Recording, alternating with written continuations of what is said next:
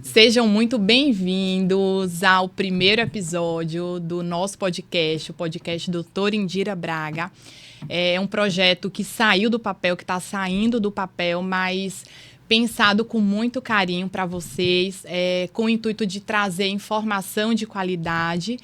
E hoje, nesse primeiro episódio, eu vou abordar um tema que é a minha paixão dentro da ginecologia. É um tema que eu defendo muito e é o meu dia a dia no consultório. E não tinha pessoa melhor para conversar comigo e trazer informação para vocês de qualidade, que não fosse a minha amiga, que eu vou já mostrar aqui para vocês conhecerem, que ela tem um trabalho maravilhoso, é uma ginecologista que está pertinho da gente aqui em Feira de Santana, que eu conheci na época da residência. Na verdade, na época da residência a gente teve pouco contato, mas a gente se conheceu nos plantões. A gente dava plantão numa mesma maternidade e depois mais próximas com curso.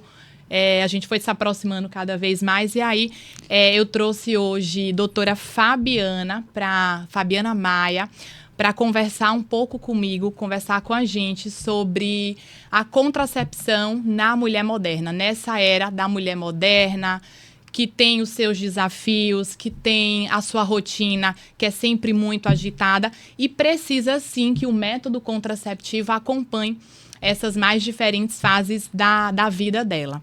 Eu vou apresentar para vocês, um pouquinho da doutora Fabiana. Doutora Fabiana Maia, Figueiredo de Oliveira Maia. Ela é graduada em Medicina pela Universidade Estadual do Sudoeste da Bahia.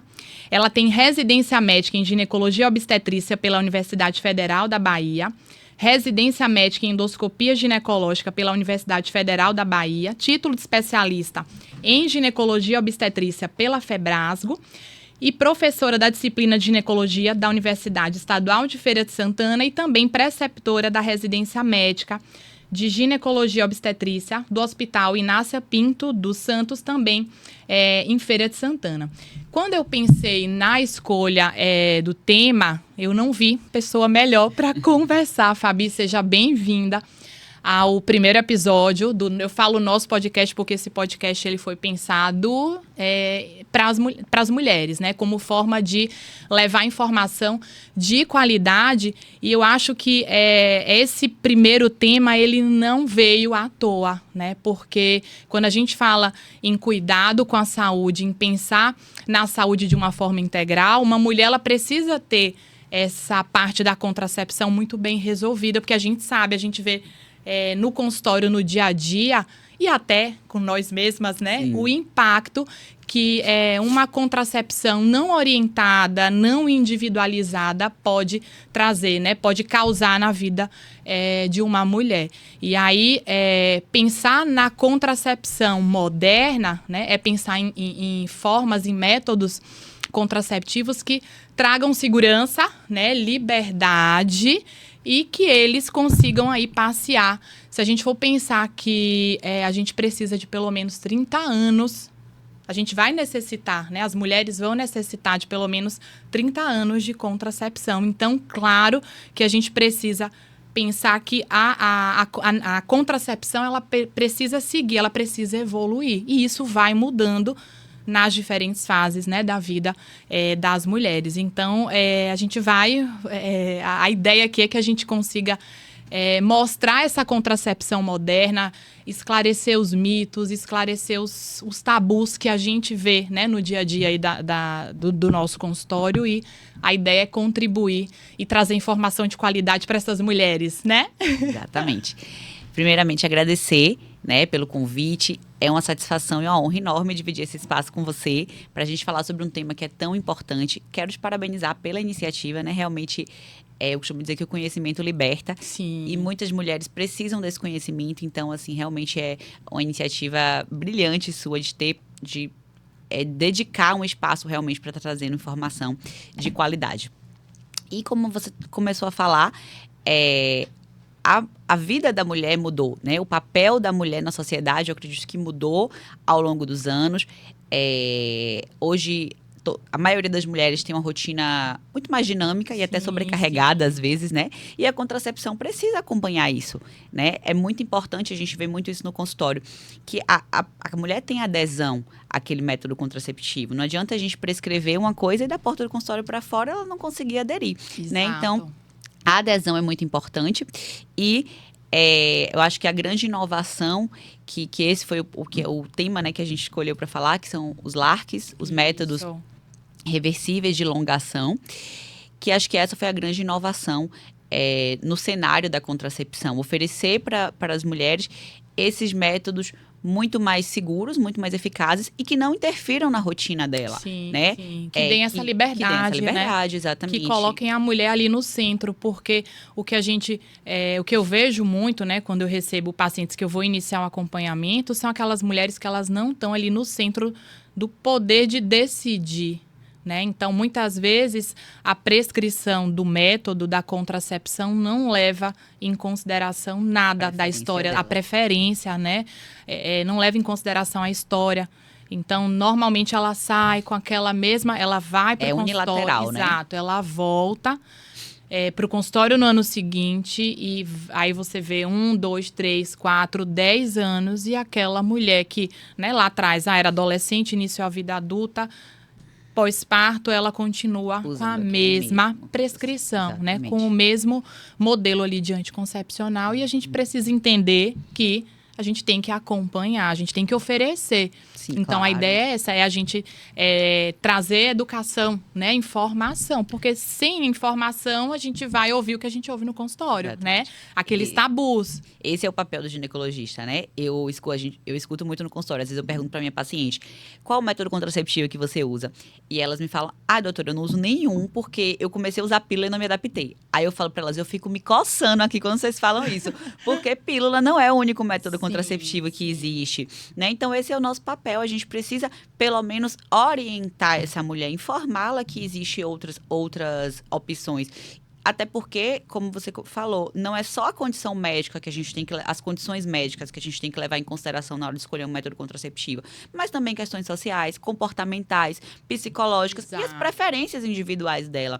Eu acho que eu tenho, assim, de um modo geral, eu tenho uma taxa de satisfação muito grande em relação aos métodos contraceptivos que as minhas pacientes escolhem. Sim. É muito difícil, e eu acredito que você também. Sim. É muito difícil uma paciente voltar, claro que acontece, mas, assim, de um modo geral, elas se sentem satisfeitas, justamente porque é uma escolha muito consciente. Exato. Eu coloco na mesa com ela as opções e a gente vai escolhendo com elas quais são as melhores, quais são os efeitos colaterais que são menos toleráveis para elas, porque a gente sabe que todos podem ter efeitos colaterais, mas quais são aqueles que vão ser menos toleráveis, mais toleráveis, né, para você. Então, é uma escolha muito consciente e eu acho que precisa realmente ser assim para que a gente tenha uma taxa de adesão satisfatória. E um outro ponto é que, na verdade, assim, eu fico sempre lembrando, não que a gente demonize a pílula, né? Eu acho que são fases, né? Então, muitas vezes, a pílula, que é o que eu falo também no consultório, muitas vezes a pílula vai ser a primeira opção, ou talvez a opção mais rápida ali, para aquele momento, né? Para aquela mulher que chegou e ela quer uma demanda rápida, ela quer resolver. Então, às vezes, a pílula vai ser a opção mais acessível, mas, sem dúvida, a longo prazo, a gente sabe que existem outras opções que são melhores, que são mais seguras, que vão impactar menos, né, na questão metabólica, na questão hormonal. E aí eu falo isso porque não existe eu acho que não deveria, né? Não existe o ginecologista que defende a pílula ou o ginecologista que abomina. Mas o que é que a gente quer, né? Por que a gente está aqui hoje? Porque a gente quer levar, a gente quer trazer informação para essas mulheres que muitas vezes estão ali na caixinha, né? E acham que o único método é aquele que foi prescrito, que é aquele que ela usa, seja a pílula, seja um adesivo, a injeção, sim, ou seja, não usar nenhum. Né? Porque existe um número grande de mulheres que não... Se a gente for pensar, por exemplo, na contracepção, só no contexto de evitar a gestação, tem mulheres que não querem engravidar, milhões aí de mulheres que Estava vendo um dado que coloca que cerca de 80 milhões de mulheres no mundo que não desejam engravidar, mas também não estão com nenhum método contraceptivo. Muitas vezes pelo que você pontuou, porque ela usou a pílula, ela não se adaptou e ela parou, né? Então, claro que um método contraceptivo como os LARCs, né, que são os métodos de elongação, que a gente fala muito, né? Você fala muito dele nas suas redes sociais. Eu posto muito também os DIUs, os implantes. São opções que eles... Claro que a mulher vai estar sempre ali tendo o poder de decidir, né? Se ela se adaptou, se ela quer manter ou não. Mas tendo um método que está ali, que ele não exige a lembrança, né, que ele vai implicar, por exemplo, na questão dos métodos, se for os DIUs hormonais, em uma dose hormonal menor, né, ou até o Implanon, né, que também libera uma dose hormonal menor, com certeza... a taxa de gravidez não planejada, ela vai ser muito menor, porque não vai exigir, não depende dela, né? Ela vai precisar ir ao ginecologista sinalizar que ela não se adaptou, avaliar um outro método. Então, quando a gente pensa nos LARCs, a gente está pensando em segurança, né? Em uma contracepção que ou não tem hormônio, porque a gente tem os DIUs de cobre, né, que vão implicar em uma quantidade hormonal menor, né, ou e pensar também em métodos que durem mais tempo, né, que ela tenha ali, ela consiga ter a liberdade de ficar 3, 5, 10, até 10 anos, ou, né, num intervalo menor que vai depender dela, né. Falando, foi importante você pontuar essa questão da gravidez não planejada, porque isso é um grande problema de saúde pública no Brasil. Sim. Né? Hoje a gente tem no Brasil, segundo dados do IBGE, mais de 50%, mais da metade, né? 55% das gestações no Brasil são não planejadas. Então, e no Brasil, infelizmente, eu estava lendo alguns dados antes de vir para cá, que somente 2% das pacientes, das mulheres em idade reprodutiva, utilizam LARCs. Se a gente for comparar isso, por exemplo, com o Reino Unido, no Reino Unido, 1/3 das mulheres em idade reprodutiva utilizam um método contraceptivo de elongação. E somente 16% de taxas de gravidez não planejadas. Então, veja o impacto disso em termos de saúde pública. Porque quando a gente fala de gravidez não planejada, a gente está falando de outras morbimortalidade envolvida, de maior risco de abortamento provocado, né, de maior risco de parto prematuro e outras complicações, tanto materno quanto São fetais. mulheres que provavelmente vão ficar longe do mercado de trabalho. A gente sabe das impacto social. A gente sabe das dificuldades, né? E você ter um método contraceptivo que dê aquele casal, né? No contexto do adolescente, a gente consegue evitar a gravidez não planejada, que é o que você falou. Mas a gente consegue também dar autonomia para aquele casal, para aquela mulher, né? Definir, assim, quando que ela quer engravidar, né? Quando que ela deseja, quantos filhos ela quer ter, se ela quer ter, né? Porque a gente percebe que essas mulheres que estão sem um método que elas, aquele método que eu falo para chamar de ser, o que elas não se identificam, elas têm uma probabilidade de parar, de engravidar e de engravidar novamente. Essa mulher, ela vai ficando fora, né, longe do mercado de trabalho. São mulheres que têm risco maior para abuso, né, para violência doméstica, para depressão, para as comorbidades que você pontuou.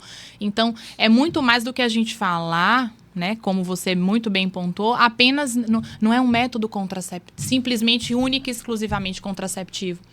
E o outro ponto é que esses LARCs que a gente está comentando, falando de os implantes, né, se a gente pensar, por exemplo, no gancho dos não hormonais, são aqueles que a gente vai usar também para mulheres com algumas patologias, né, e são as melhores opções, sem dúvida, né, se a gente pensar numa mulher de endometriose, adenomiose, né, que sangra muito, que tem muita cólica, como que a gente vai colocar para essa mulher ficar 10, 20, 30, 40 anos usando uma pílula, né, usando uma injeção, infelizmente é o que a gente vê, né, no consultório, infelizmente. Fabi, e você pontuou muito você pontuou bem essa questão das adolescentes. Você sente no consultório, assim, eu queria ver sua impressão se é igual à minha, a resistência, por exemplo, quando as mães levam essas meninas, né, lá para a primeira consulta, você...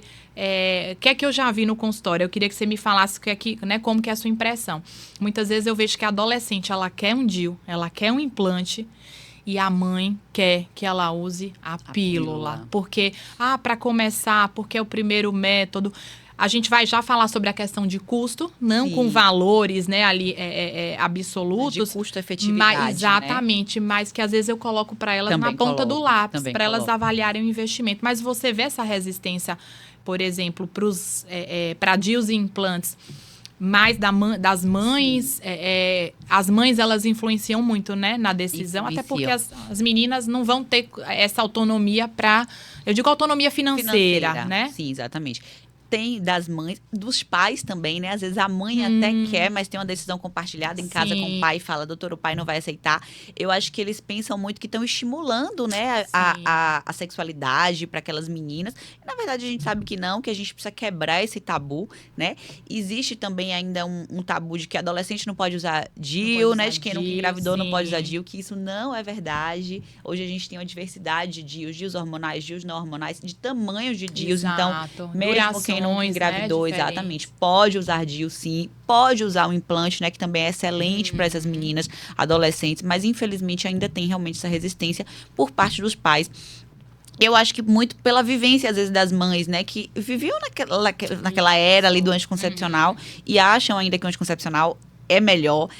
Eu recebo muitas pacientes no consultório que falam assim, doutor, eu tenho medo de DIU, porque quem usa DIU engravida. Sim, e aí, exatamente. De falha, se a gente comparar, quase 10%, exatamente, né? A taxa de falha de um anticoncepcional chega a 9%, a depender do uso. O do DIU é de 0,2% a 0,8%, então não tem comparação. Menos que 1%, né? Chega 10 vezes mais a taxa de falha. A gente pensar no Implanon, eu gosto de falar, né? Essas diferenças. O Implanon, eu sempre falo, o Implanon...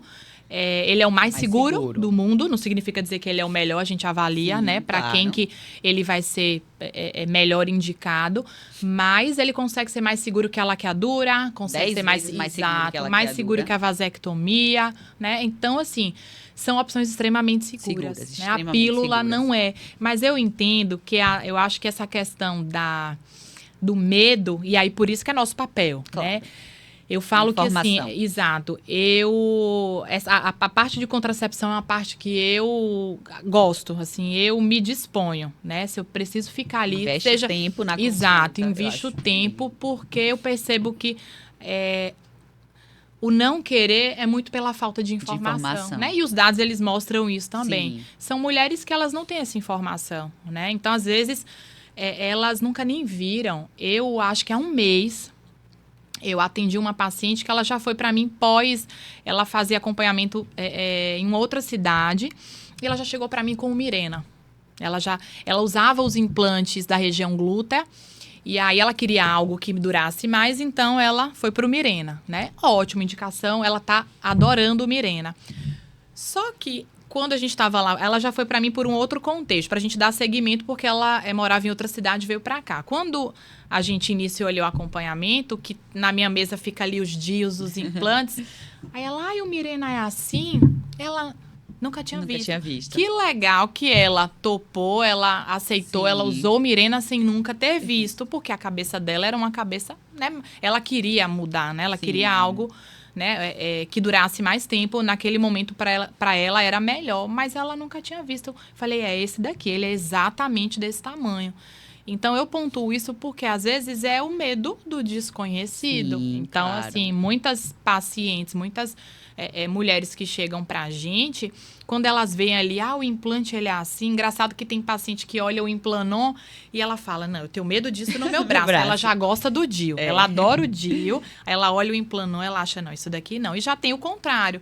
Mas eu acho que ela vê, ela pegar, ela entender o que facilita, claro, né? Como é que você vai colocar algo no seu, né, corpo, né? E sem você nem saber o que é. Então, eu acho que, assim, é a informação, né? É ela poder perguntar e ter abertura. Claro. Muitas vezes elas não têm. Então, é muito mais prático a prescrição de uma pílula ou de uma injeção do que você parar, explicar, entender, né? Que momento de vida essa paciente está, que paciente é essa, né? Ela tem outras patologias ali, né? Outras condições que eu vou precisar, né? Uma TPM, sim, adenomiose, endometriose, sangra muito, que eu vou precisar entender.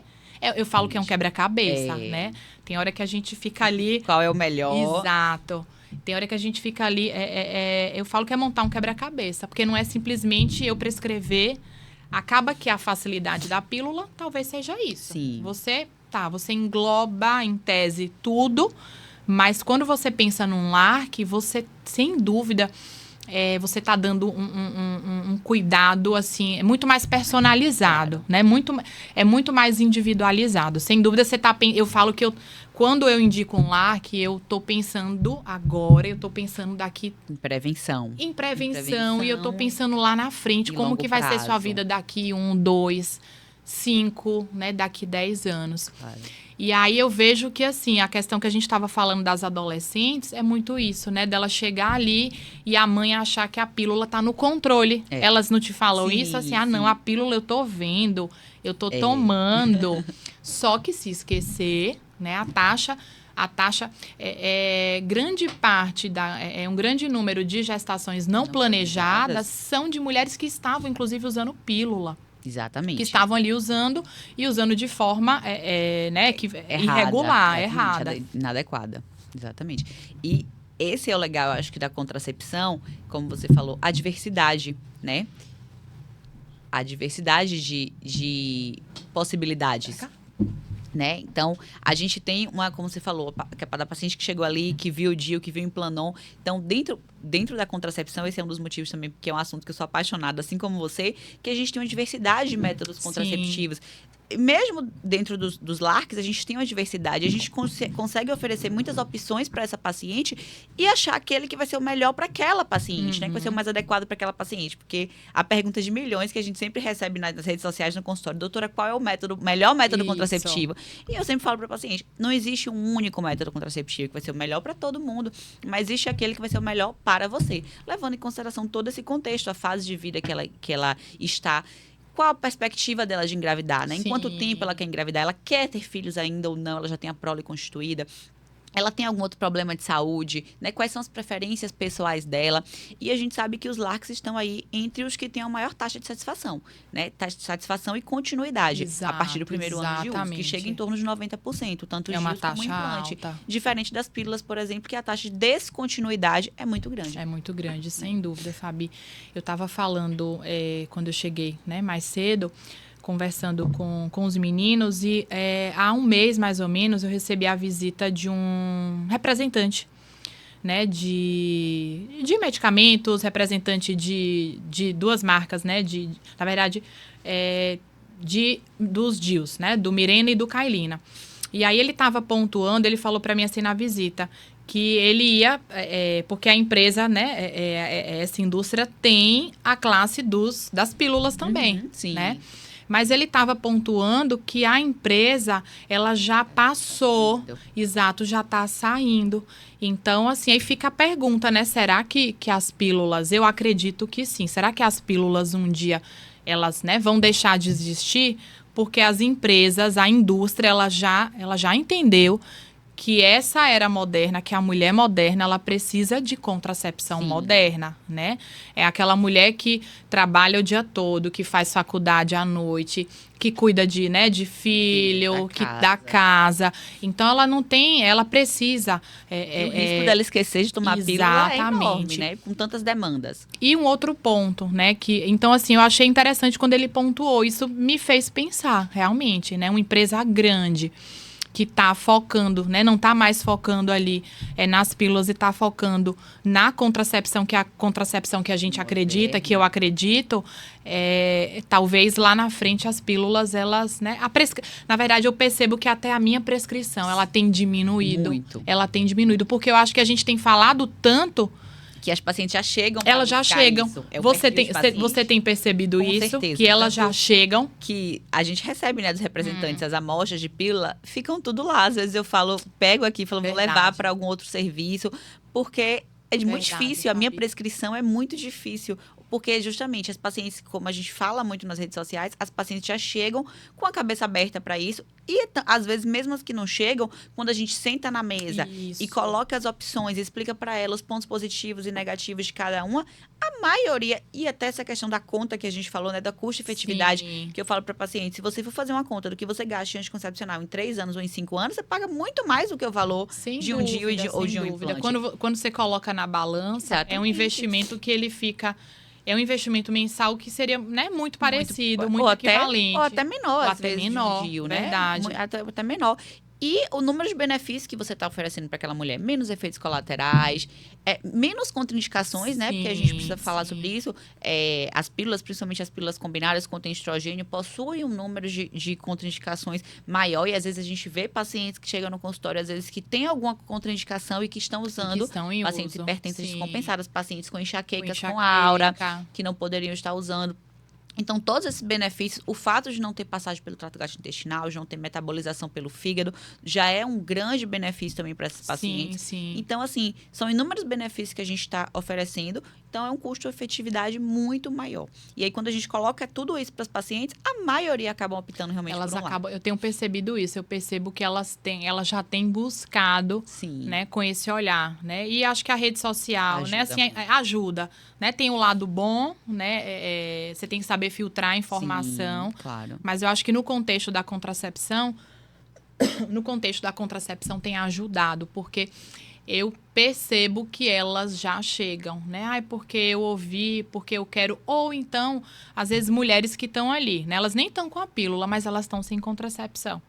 Essa semana mesmo, eu acho que há 2 dias, acho que na quarta, quinta, eu atendi uma paciente que eu já sei que eu até escrevo no prontuário, eu coloco, tem medo de DIU, eu coloco desse jeito.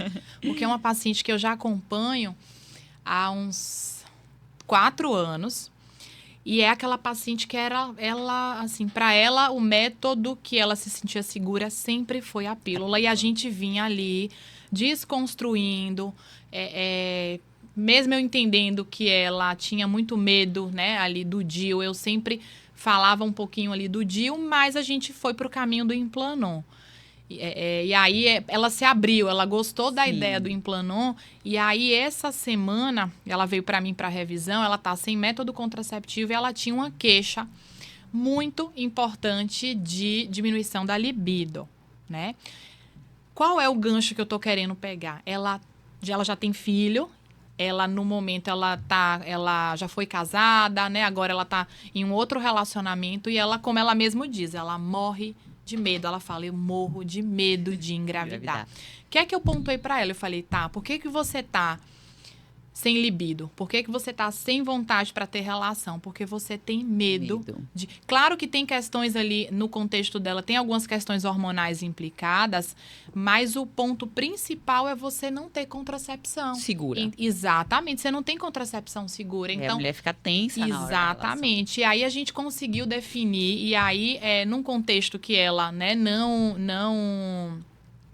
quis, né, não gosta da ideia do DIU, a gente foi para o caminho do Implanon e ela entendeu que ela precisa de contracepção. Uma mulher jovem, de menos de 30 anos, né, com vida sexual ativa, precisa de contracepção. E aí ela entendeu que ela precisava de uma contracepção. Aí eu até brinquei, depois de quase 5 anos eu consegui. Mas você vê que é um trabalho de formiguinha, né, Fabi? Exatamente. Da gente tá ali, eu gosto de escrever no prontuário para eu entender, né? Para eu lembrar assim, poxa, também. Ela não gosta desse método, vamos tentar ir por outro caminho, mas tentar tirar ela. Imagina, 30 anos, vamos pensar que ela tem o quê? Menos de 30. Pelo menos mais 15, 20 anos aí, que é o que a gente falou, que eu falei lá no início dos 30 anos, pelo menos 20 anos. Com necessidade de contracepção. Sim. Então, como a escolha do método influencia em N aspectos. Exatamente, né? em vários aspectos. E muitas vezes aquela mulher que está ali com pouca libido, com baixa libido, é justamente porque ela está ali com aquele receio, com aquele medo. Ela não tem uma contracepção, ela tem medo de engravidar. Ela não vai conseguir, né, ali se envolver. Relaxar, exatamente da forma que ela gostaria, porque ela associa a relação, aquele momento ali, a uma gravidez não planejada, que é, no contexto dessa paciente, algo que ela não queria. Receio. E aí, e esse é o legal, né, da diversidade, como a gente falou, da diversidade dos métodos contraceptivos. Porque a gente tem vários caminhos, né, para percorrer. E eu sempre falo com minhas pacientes, assim, primeiro, a gente só sabe tentando, né? A gente só sabe tentando. Exato. Não existe uma receita de bolo. E segundo, eu brinco com elas, método contraceptivo não é casamento de papel passado. Ótimo. Tentou e não deu certo, Exato. a gente tira. Só não tem como voltar atrás, ela quer a dura. As outras coisas, todas a Verdade. gente tem como voltar atrás. E tentar outra coisa, né? Porque até as pílulas, como você bem começou pontuando, a gente estão longe de ser o melhor método contraceptivo, né? As melhores opções. Mas eu acho que tem ainda seu lugar, Isso. né? Não tem dá um para momento. endemonizar. Exato. Porque é melhor, por exemplo, um adolescente que às vezes ela não tem acesso a um método de longa duração naquele momento, que ela não consegue colocar um DIU. É melhor que ela use uma pílula do que ela tenha uma Sim. gravidez não planejada, né? Exato, Então, assim, sem dúvida. tem ainda um Vai ter espaço espaço. pequeno, mas eu acho que vai Sim. ter espaço realmente. E aí é você ir realmente discutindo com ela as possibilidades. Porque a gente tem DIU, a gente tem implante, a gente tem a pílula, a gente tem injeção, a gente tem anel Exato. vaginal, a gente tem adesivo, que são até pouco conhecidos, né? São muitas opções. Então, é difícil você ter uma paciente que não conseguiu se encaixar em nenhuma opção. Exato. E quando a gente pensa na contracepção de longa ação, assim, claro que os outros, eles, como você bem pontuou, eles têm seu papel, mas é justamente no intuito de pensar em opções que impliquem em menos efeitos, né, colaterais. Porque realmente a gente só vai saber se a gente tentar. Você estava pontuando isso, eu lembrei de ontem. Ontem eu coloquei um DIU de cobre em uma paciente que há um mês, na verdade eu coloquei um mini DIU. Até postei, mas eu não coloquei os detalhes ontem. Eu postei nos stories, mas eu não contextualizei a história. Que é justamente isso. Não deu certo, a gente... Eu falo para as minhas pacientes o seguinte, num contexto de um DIU, né? Eu já tive casos de pacientes de terceira tentativa e a paciente estava ali. Existe contraindicação em tentar, né? Um DIU que você colocou, né, no contexto do DIU, sair, né, ali do lugar. Tem contraindicação tentar de novo? Não. Eu me coloco ali aberta para elas e enquanto ela quiser tentar, a gente vai tentar. Exatamente. E aí o gancho, há um mês eu coloquei um DIU de cobre tradicional de 10 anos e uma paciente de 30 anos. Eu sempre faço a ultrassom pós-inserção, né? Gosto de deixar ali, porque eu gosto de deixar... Entrego para elas uma cópia da ultrassom, deixo outra ali no prontuário. E aí, né, o DIU ali bonitinho, bem posicionado, com a ultrassom de um mês, o DIU tinha descido um pouquinho. Ele não tinha... Ele estava... que a gente usa o parâmetro do orifício interno. Então, o DIU, ele não precisa estar colado ali na cavidade, mas ele tem que estar acima. O dela estava, mas quando eu comparava, eu percebi que ele tinha baixado muito, né? Então, resolvemos trocar. A medida da esterometria dela, que é a medida que a gente faz no consultório para entender o tamanho do útero e ver a questão do DIU, tinha dado em 6,1. Então, poderia ser, né? Eu poderia tentar de novo o DIU de 10 anos. Mas eu propus a ela tentar o mini. Então, coloquei o mini. E ela, assim, que é o bacana. Porque quando a paciente também confia. Né, na gente, eu acho que ela tá ali, ela confia. Essa relação, né? Ela é importante. Mas acho que essa relação, ela vem... com informação. De uma construção. Exato, é uma construção e é um jogo muito aberto, né? Sim. Você precisa pontuar. Pode acontecer, que é o que a gente deixa no termo, né? As taxas de risco, tudo aquilo que a gente coloca. E aí eu coloquei o mini, né? Quando eu levei ela para ultrassom, eu pedi para minha assistente colocar ela na salinha do ultrassom, que eu cheguei para fazer a ultrassom, aí ela, doutora, qual é o investimento do Implanon? Aí eu falei... Mas você quer saber, por que você está perguntando do Implanon? É para alguém? Ela, não, porque eu estou pensando, se não der certo esse DIU, o mini, a gente vai para o Implanon. Falei, calma. Falei, olha, eu penso sempre positivo, vai dar certo, vamos pensar que vai dar certo. Mas eu achei bacana porque, assim, né, como a cabeça dela é aberta. Então, ela já estava ali, que legal, que pessoa, né, resolutiva. É verdade. Se não der certo o Implanon, e aí a gente vai... Ou seja, na verdade, o que é que ela queria? Ela quer um método de longa ação. Então, se os DIUs não derem certo, a gente tem lá a possibilidade do Implanon. Então, que é o que você pontuou, a gente ter...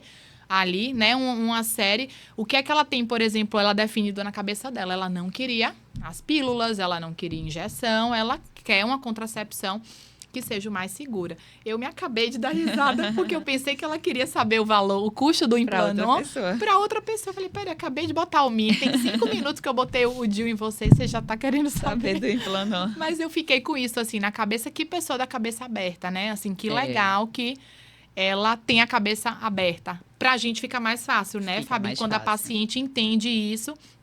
E ela entende que a gente só vai saber se a gente tentar, né? Sim. E eu acho que muito essa questão, como você falou da relação médico-paciente, a própria rede social entra como importante nisso, né? Porque eu acho muito bacana quando chega uma paciente que ela fala assim, eu já te acompanho no Instagram, eu já te conheço no Instagram.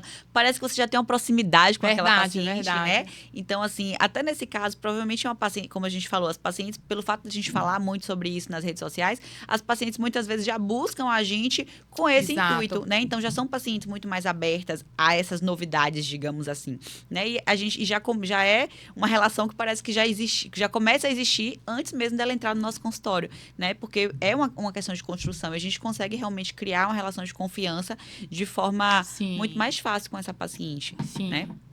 E você, assim, na sua prática, assim, no seu dia a dia, o que é que você percebe como fator limitante, assim, na escolha dos LARCs, né? Dos DIUs e implantes, né? Implanon. Você acha que ainda é a falta de informação? Ainda são ali os tabus, a questão, né, cultural, religiosa? Você acha que a questão financeira, ela, assim, o que é que você vê na sua prática que mais impacta nessa decisão final, assim, da escolha dos LARCs? Que os tabus, muito, né? Primeira coisa que a paciente pergunta, engorda? Sim. Porque eu tinha uma amiga que botou um DIU e engordou. A gente sabe, né, que eu falo pra ela, tem vários estudos que mostram que os DIUs, tanto o DIU como o Implanon, não causa ganho de peso, etc. O que você pode ter no início, um período de adaptação, no máximo uma retenção, mas isso é algo que melhora com o tempo e tal. Mas às vezes elas ainda têm um receio. Se teve alguém da família ou alguém conhecido, né? Acho que elas têm muito medo disso. Porque elas acham que o DIU, quando elas acham que o DIU hormonal é igual à pílula ou à injeção, né? Exatamente.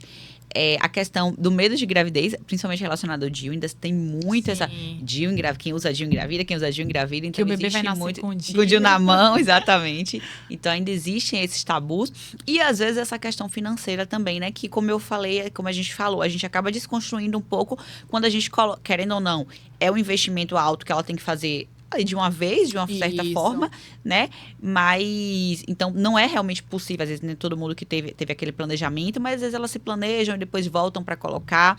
Mas quando a gente faz essa conta realmente com elas, às vezes elas veem que realmente vale a pena, né? Porque se você diluir aquele valor ali em 3 anos, em 5 anos, é equivalente ao que ela gasta com ou 10, exatamente, é equivalente ou muito menos o que ela gasta com a pílula, né? Então, eu acho que, na minha prática, o que eu vejo são principalmente essa questão dos tabus e a questão financeira, mas que a gente vai desconstruindo com informação. E infelizmente, assim, né? Infelizmente são né, esses métodos de longa ação ainda não estão ali. Alguns serviços pelo SUS, eu acho que na Bahia, eu acho que só o DIU de cobre mesmo, só o né? DIU de tá cobre, disponível. né? Eu acho que São Paulo, eu sei que tem alguns serviços do SUS que eles oferecem, né? Mirena e Implanon. Mas aqui na Bahia, eu acho que a gente não tem, né? Só o DIU de cobre. E aí fica aquela... A gente sabe que os métodos não hormonais, a gente tem algumas limitações em relação, né? A pacientes que têm um fluxo hormonal ou um fluxo menstrual muito intenso, que tem muita cólica, enfim. Aí a gente acaba... Tem pacientes que realmente não vão poder usar, né? Enfim, mas como eu falei, a gente tem outras opções. Não necessariamente só a pílula, né? A gente tem anel vaginal, a gente tem adesivo, que as pacientes às vezes... pouco sabem. Eu acho que elas até sabem mais da existência dos DIUs e do Implanon do que do anel vaginal e do adesivo. Acho que adesivo é pouco falado. Pouco falado. Talvez pouco prescrito. Ele, agora, se a gente for pensar em custo, ele vai implicar em investimento um custo um pouquinho maior. Né? Que se você colocar na balança, vale muito mais a pena financeiramente falando, investir nos DIUs e implantes, porque anel vaginal e adesivo, eles implicam, né, em um custo maior. Eu prescrevo mais, assim, os anéis. Eu prescrevo até bastante anel vaginal e adesivo. Por exemplo, com aquela paciente que ela doutora, eu quero engravidar nesse ano. Eu quero engravidar no final do ano. Ela não vai investir naquele momento em um método de longa ação, né? Não tem elas sentido. Mesmas já falam, elas né? mesmas já falam. Finalizam. E aí elas falam, aí elas entram assim, eu quero usar a pílula por isso. Aí eu, pera lá, vamos ver aqui outras opções. Ó, a gente tem anel, a gente tem adesivo. Então, quando a paciente realmente pode fazer um investimento mensal um pouco maior, porque esse investimento, né, tem um custo um pouquinho maior, eu acabo prescrevendo. Eu prescrevo até, assim, nesses contextos eu gosto bastante, tanto do anel quanto do adesivo. E eu falo muito com as pacientes, eu falo, olha, geralmente elas têm resistência em aceitar, principalmente o anel vaginal. Sim. Doutora, eu vou colocar lá dentro da vagina. Ou então, você e quem vai colocar? Exatamente. Como é que coloca? E para retirar? Mas assim, elas têm resistência, mas quem coloca, quem começa a usar, gosta muito. Sim, justamente pela questão de você não ter que tá ali todos os dias, tomar alguma medicação, né? Aquelas pacientes que às vezes tem ali o efeito colateral com a pílula de muito enjoo. Ou de esquecer. Exatamente. Né? Então, é muito mais cômodo. Exato, elas não têm aquela obrigação de ter que tomar, né, algo ali todo dia. Então, fica uma opção também muito boa, assim. Em relação à questão, né, puxando de novo o gancho, né, para contracepção, né, com os LARCs, a gente falou muito em contracepção, em planejamento reprodutivo, né, em gestação não planejada, talvez na indicação clássica deles, mas no consultório a gente também usa muito eles para tratamento. Benefícios. Exato. E aí, claro que os hormonais, né? Por exemplo, um Mirena, um Cailina, um Implanon, muito para pacientes com patologias também, né? Aquela mulher que sangra muito. Adenomiose, a endometriose. Excelente. Exatamente, são opções. E que muitas vezes elas desconhecem porque elas atrelam o DIU, né? Os DIUs, e aí falando, né? Esquecendo um pouquinho o não hormonal. Falando dos DIUs hormonais, elas às vezes esquecem, né? Porque elas atrelam o uso do DIU. Ah, mas eu já sou ligada, né? Esses dias eu recebi mensagem mesmo. Pelo Insta de ela não é paciente, né? De uma seguidora, ela pontuando, eu tenho adenomiose e eu sou ligada, eu sangro muito. Ela até contou, eu tô usando a injeção de 3 meses, a trimestral, e mesmo assim eu sangro. Mas eu não sei mais o que fazer. Ou seja, às vezes são mulheres que até desconhecem desconhecem, né, o benefício ali secundário deles, né? E, às vezes, iriam ser submetidas ali a uma cirurgia. Uma histerectomia, um procedimento, né? Que, querendo ou não, vai implicar, né? Tem um risco ali maior, porque é um risco cirúrgico. Quando ela poderia ter ali o seu método, né? Um método contraceptivo, mas que tem um outro benefício, né, Fabi? Eu também uso muito com esse fim, né?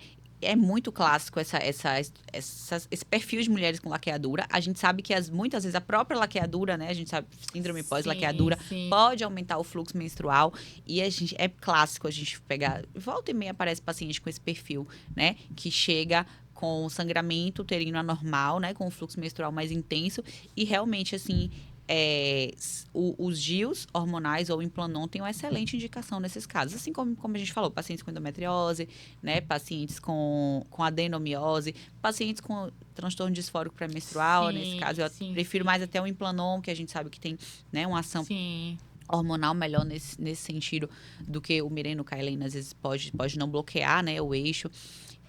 Mas realmente, assim, são indicações e são métodos terapêuticos excelentes. Não só métodos contraceptivos excelentes, mas como métodos terapêuticos excelentes. Eu vejo ainda que ainda há também um pouquinho de de falta de informação, por exemplo, do Mirena, no contexto daquela mulher que está ali na pré-menopausa, perimenopausa, que vai entrar. Então, às vezes, Pronto, semana passada. Eu adoro os exemplos, né? Eu vou falando, eu gosto muito de ir pontuando e contando, né, as experiências, porque eu acho que as pacientes, né, as mulheres, elas vão se identificando. Sim. Sexta-feira passada, da semana passada, eu coloquei um Mirena em uma paciente de 55 ou 56 anos, que tá ali ela tá, né, eu falei que você tá ali na portinha, tá pertinho, só que com sangramento. Na verdade, ela já vinha com história de 5 anos a cada 2, 3 meses fazendo reposição de ferro venoso, né? Noripurum, ferroporum,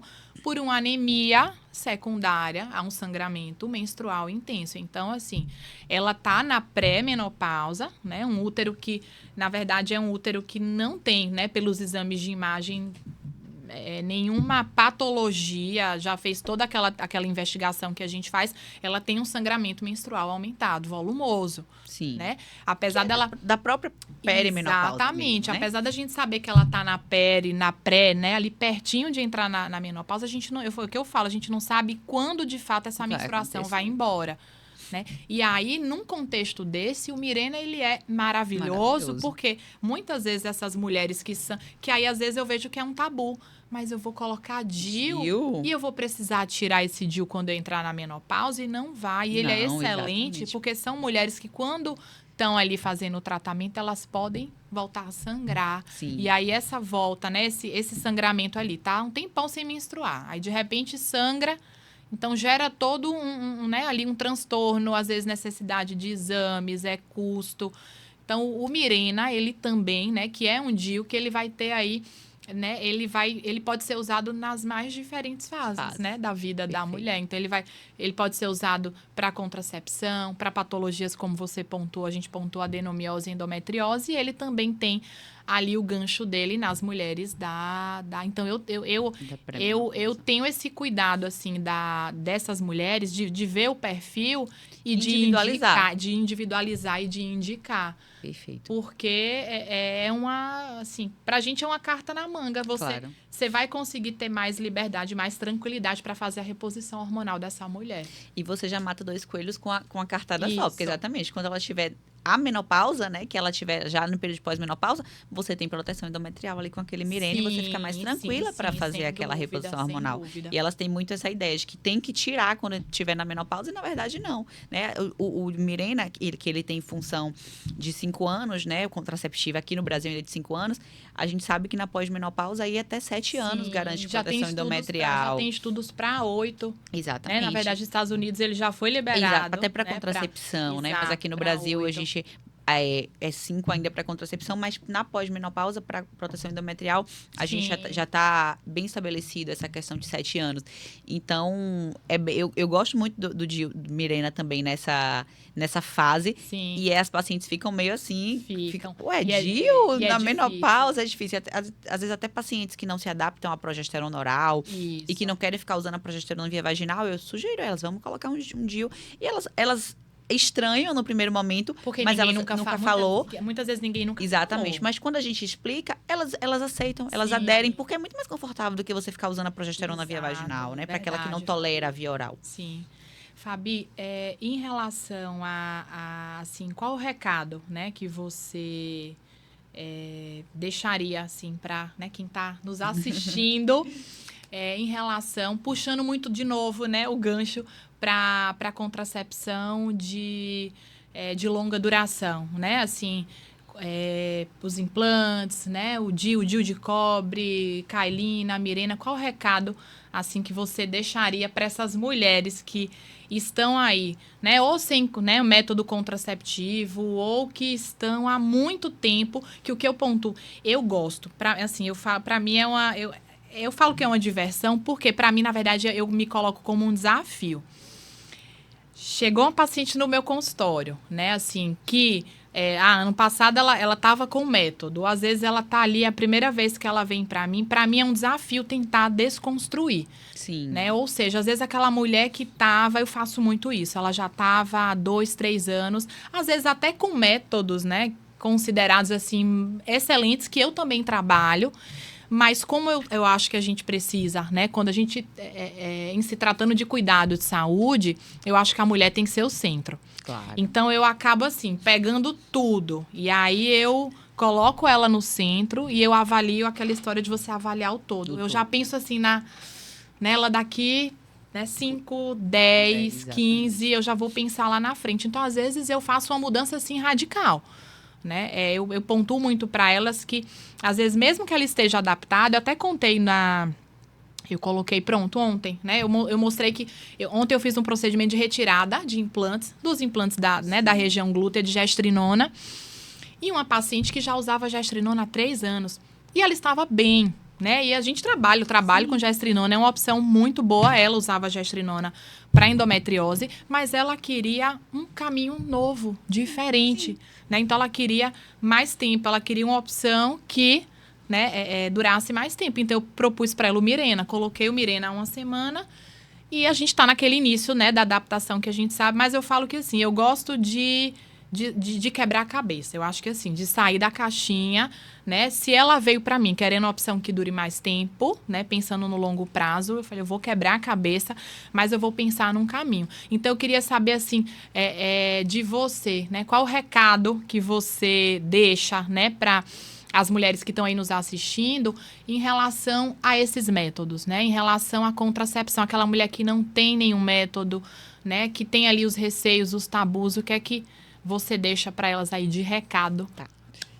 Eu acho que como o que você falou é interessante, que às vezes a paciente até está bem adaptada, mas se a gente pode oferecer o melhor para aquela paciente, né, de forma naquele individualizada, momento, levando em consideração todo o contexto dela, é o nosso papel, né, enquanto médico, enquanto ginecologista. E o recado final que eu quero deixar é: se informem. Acho que é o que a gente falou aqui o tempo inteiro. Busquem informação, porque o conhecimento liberta. Informação adequada, claro, não é no Google. Assistam o podcast do Doutora Indira, que eu tenho certeza que aqui vai ter muita informação de qualidade. Mas se informem, busquem quebrar os tabus, os receios de vocês, para que vocês realmente possam ir em busca do melhor, né? Não é só pílula anticoncepcional que existe de método contraceptivo. Sem dúvida, os métodos de longa duração são as melhores opções, né? Estão entre as melhores opções, não só por segurança, né? Por eficácia, por comodidade. Isso não sou eu que estou dizendo, não é a doutora Indira que está dizendo. É reconhecido pela Organização Mundial de Saúde que são as melhores opções para todas as faixas etárias, especialmente, né, para as adolescentes, as adolescentes, como a gente bem pontuou. Mas acho que realmente nada vai mudar mais contextos e saúde do que a informação. Então, acho que essa é a mensagem que eu quero deixar para vocês. Se informem, busquem informação de qualidade, busquem quebrar os tabus, os receios que vocês tenham, para que vocês consigam realmente achar o método contraceptivo ideal para você.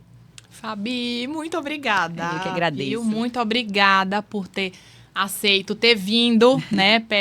Pegou estrada, veio pra cá cedinho, né? Teve que sair de casa cedo. É só agradecer por você ter estado aqui.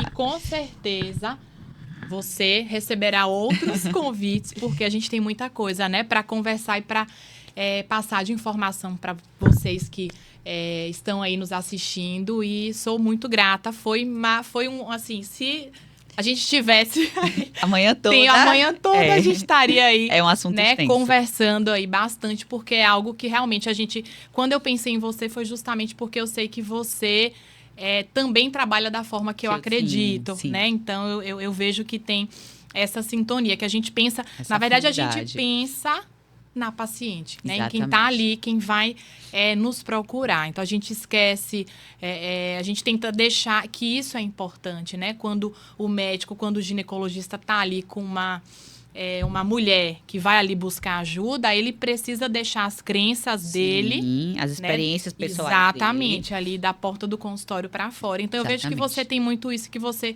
também coloca a paciente ali no centro. E eu tô super feliz de você estar aqui, né? De ter conseguido trazer você para o meu primeiro podcast. Agradecer a vocês, né? E quero deixar um pedido final que quem está aí assistindo, se vocês gostaram, né, desse primeiro episódio, compartilhem ele, mandem ele para o maior número de mulheres possíveis, porque como a doutora Fabiana pontuou, a gente precisa de informação. A gente só vai conseguir que vocês que, né, nos buscam tanto para ter saúde, para ter uma vida plena, a gente só vai conseguir isso se vocês tiverem informação. Então, ajudem a divulgar esse podcast, esse primeiro episódio, e eu conto com a colaboração de vocês. E um beijo grande.